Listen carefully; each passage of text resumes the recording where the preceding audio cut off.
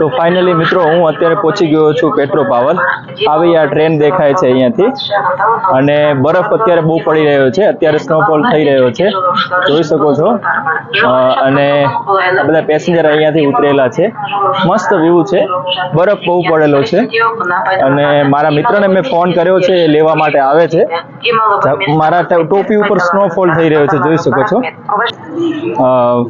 કાલે રાત્રે 11:30 વાગે હું બેઠો હતો અને હવે પહોંચી ગયો છું.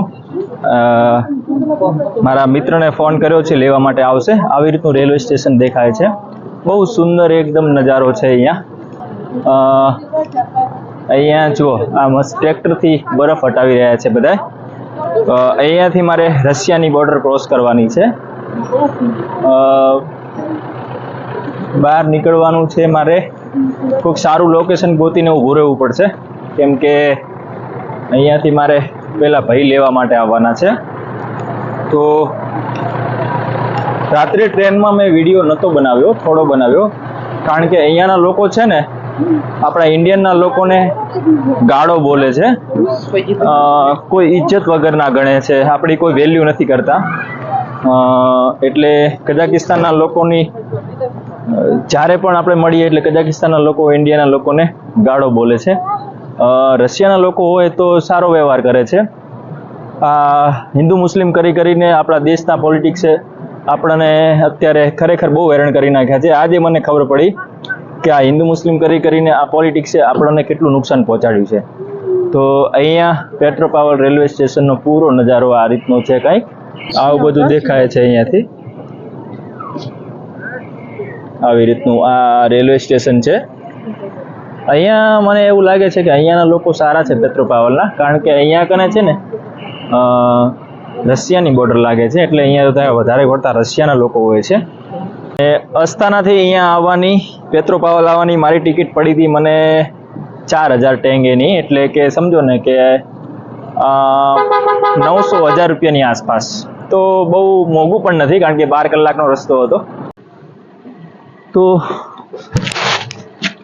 ફ્રેન્ડ્સ, આ ટેક્સી લેવા માટે આવી હતી મને, અને આ મારા મિત્ર છે, એ પણ મને લેવા માટે આવ્યા હતા. અને અમે અત્યારે એમના લોકેશન સુધી પહોંચી ગયા છીએ. મિત્રો છે, લેવા માટે આવ્યા હતા. આપકા નામ क्या है? मेरा नाम परशुराम। ये परेशराम है। बेनीवाल, हम नागौर से हैं, राजस्थान से है। और अलमाटी में भी मुझे राजस्थान से ही मिले थे नेमचंद भाई, उन्होंने पूरा लिंक लगा दिया है यहाँ से रसिया तक का। मेरा 7-8 साल से दोस्त है। हाँ,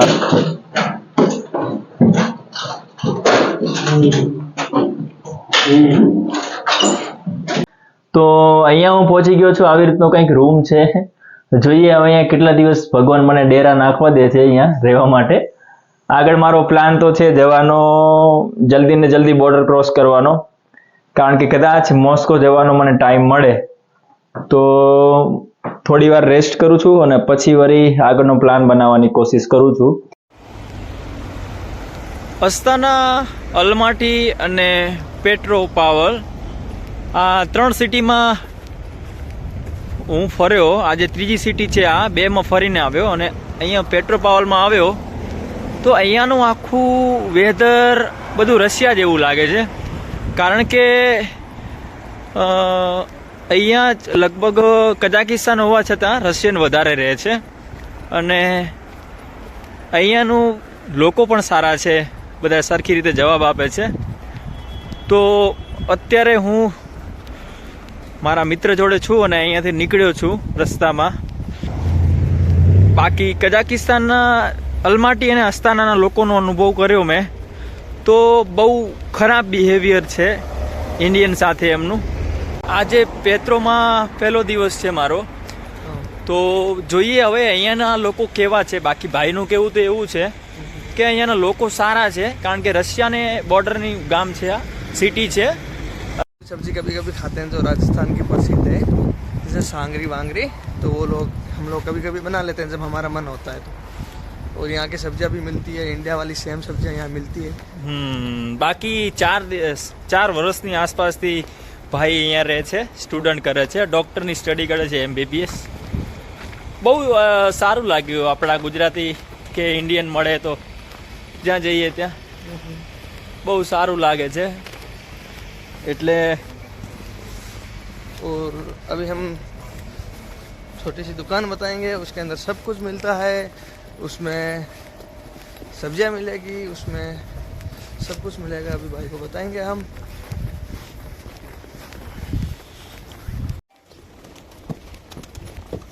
ये दुकान, यहाँ के कबूतरों की खासियत है, यहाँ के कबूतर भागते नहीं है ऐसे। थोड़ा हाँ, दाना देखो। नहीं, अभी अपने पास दाने होते तो ये खाना खाने आ जाते खाना खाने आते हैं, हैं सामने एकदम सामने। पास में खड़े है ये छोटा सा नानी एवी दुकान છે हाँ, हमें- ये पानी की मशीन है इधर। अच्छा इधर पैसे डालते हैं, इधर पानी आ जाता है। अच्छा और ये रिचार्ज की दुकान है। ये रिचार्ज है यहाँ से घर જેવું છે પણ અંદર આવો તો પછી દુકાન લાગે છો और यहाँ में बियर भरी जाती है ऐसे। अच्छा बियर इसके अंदर ओपन करते हैं ना, बियर इसके अंदर आती है। अच्छा इधर सब्जी वब्जी है ना, वो भी। ये देखो जरा। ठीक है, चलो। हम मार्केट से आते हैं बड़े से। આ શું છે આપણો ફ્લેટ છે हाँ, इधर हमारा प्लेट है। देखो ऐसे कैसे खोलते हैं देखिए ये सेंसर होता है, इससे लोग ऐसे ओपन हो गया ये। चलो चलो यहाँ पे बिना चाबी के खोल नहीं सकते ना जैसे कि मैं आया हूँ अगर कोई नया आदमी आ गया तो यहाँ खोल नहीं पाएगा ये અહીંયા પાછા બીજા આપણા ઇન્ડિયન મળ્યા You're most welcome. દેખો આપણા ગુજરાતી ને ઇન્ડિયન ને મળે એટલે કંઈક और मजा आवे आ રીતનો પાછો બીજો दिखाओ ये अभी। अरे भाई ये तो स्टूडेंट लाइफ वैसे बहुत अच्छा रहता है અહીંયા પાછા બીજા આપણા ઇન્ડિયન મળ્યા You're most welcome.